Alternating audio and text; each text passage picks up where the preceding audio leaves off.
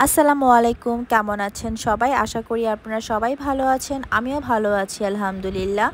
দেখেন তো গরুর মাংস দেখে কি মনে হচ্ছে আজকে আমি কি রান্না করব? আজকে আমি রান্না করব বিরিয়ানি। গরুর মাংসের বিরিয়ানি কার কার পছন্দ? আমার তো মাঝে মধ্যে খুবই খেতে ইচ্ছা করে, কিন্তু এছাড়া আমার মুরগি পোলাও খুবই পছন্দ। যেহেতু আমার হাজব্যান্ডের বিরিয়ানি খেতে ইচ্ছা হয়েছে, তাই ঝটপট রান্না করছি। একদম ঝামেলা ছাড়া আমি বিরিয়ানি রান্না করেছিলাম। ঘরে যা ছিল তাই দিয়েই রান্না করেছিলাম। এই যে দেখতে পাচ্ছেন আমি সব কিছু রেডি করিয়ে নিয়েছিলাম যেন আমার সুবিধা হয় রান্না করতে। আর এখানে কিন্তু আমার মাংস কষানো হয়ে গিয়েছে। দেখেন কত সুন্দর একটা কালার এসেছে। আমার কাছে না বিরিয়ানির মাংসটা ছোট ছোট টুকরাই ভালো লাগে। অনেকেই দেখি বড় বড় টুকরা করে বিরিয়ানি রান্না করে, কিন্তু আমার কাছে বাহিরে যেভাবে বিরিয়ানি বিক্রি করে ছোট ছোট মাংস দিয়ে, আমার ঠিক সেই বিরিয়ানিটাই পছন্দ। তাই মনের মতো মাংসগুলোকে কেটে নিয়ে কষিয়ে নিয়েছি। এখন আমি এর মধ্যে গরম পানি দিয়ে দিই। আমি কিন্তু আরেক চুলায় গরম পানি দিয়ে রেখেছিলাম অলরেডি, যখন প্রয়োজন হবে যেন আমি তাড়াতাড়ি ব্যবহার করতে পারি। তো ওখান থেকে আমি 1 কাপ 2 কাপের মতো যতটুকু আমার মাংসটা সিদ্ধ হতে লাগবে ততটুকু পানি আমি দিব। আপনারা কিন্তু আপনাদের মন মতো বিরিয়ানি তৈরি করতে পারেন। আমি একদম ঝটপট রান্না করেছিলাম, তাই ফার্স্ট টু লাস্ট দেখাতে পারিনি। আমি কিভাবে বিরিয়ানি রান্না করছি ঝটপট সেটাই আপনাদেরকে আমি দেখাবো। এখন আমি মাংস সিদ্ধ হওয়া পর্যন্ত অপেক্ষা করব। যখন আমার ঝোলটা শুকিয়ে যাবে, মাখা মাখা হয়ে যাবে, তখন আমি আমার মাংসটা নামিয়ে ফেলবো।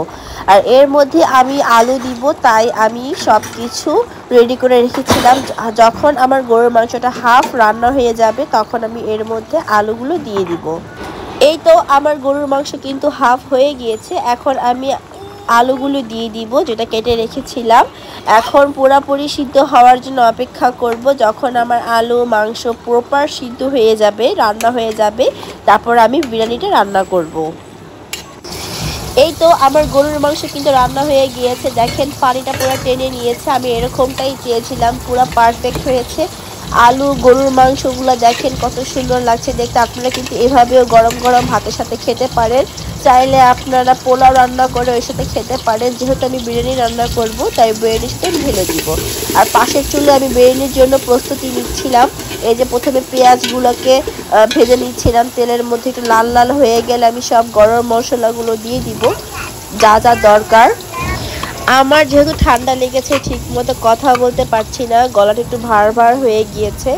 আপনারা কেউ কিছু মনে করবেন না, ম্যানেজ করে নেবেন আমার ভয়েসটা। যতটুকু পেরেছি আমি আপনাদেরকে ভয়েস দেওয়ার চেষ্টা করেছি। দেখতে পাচ্ছেন আমি সব কিছু কিন্তু পেঁয়াজের সাথে অ্যাড করে ভালো করে ভেজে নিব। আর এই পাশে মাংসটা আমার এখনও হচ্ছে, আমি আরেকটু পানি শুকাচ্ছি আর কি, যেন ঠান্ডা না হয়ে যায়। আর এখানে দেখেন আমি কিন্তু পোলার চাল দিয়ে ভালো করে ভেজে নিয়েছি। পোলার চাল যতটা ভাজবেন বিরিয়ানিটা সুন্দর হবে বা পোলাওটা সুন্দর হবে। এই জন্য আমি পেঁয়াজ মশলাগুলো যখন ভেজেছিলাম এর সাথে সাথে কিন্তু আমি একটু আদা রসুন বাটা দেন পোলার চাল দিয়ে ভালো করে ভেজে নিয়েছি। এখন আমি পরিমাণ মতো পানি দিয়ে কাঁচামরিচ দিয়ে দিয়েছি। আর সাথে কিন্তু আমি 1 কাপের মতো দুধও অ্যাড করে নিয়েছিলাম। তারপর আমি গরুর মাংস দিয়ে মিক্সড করে দমে রেখেছি 10 থেকে 15 মিনিটের মতো। দেখেন বিরিয়ানিটা আমার কিন্তু হয়ে গিয়েছে। খেতেও কিন্তু অনেকই মজা হয়েছিল। আমাদের ঘরের সবাই খেয়ে বলেছে যে খুবই মজা হয়েছে। আপনারাও কিন্তু এভাবে আমার মতো ঝটপট করে কিন্তু বিরিয়ানি রান্না করতে পারেন। তো আপনাদের কাছে কেমন লেগেছে আমার এই ভিডিও? যদি ভালো লেগে থাকে লাইক কমেন্ট শেয়ার করতে ভুলবেন না।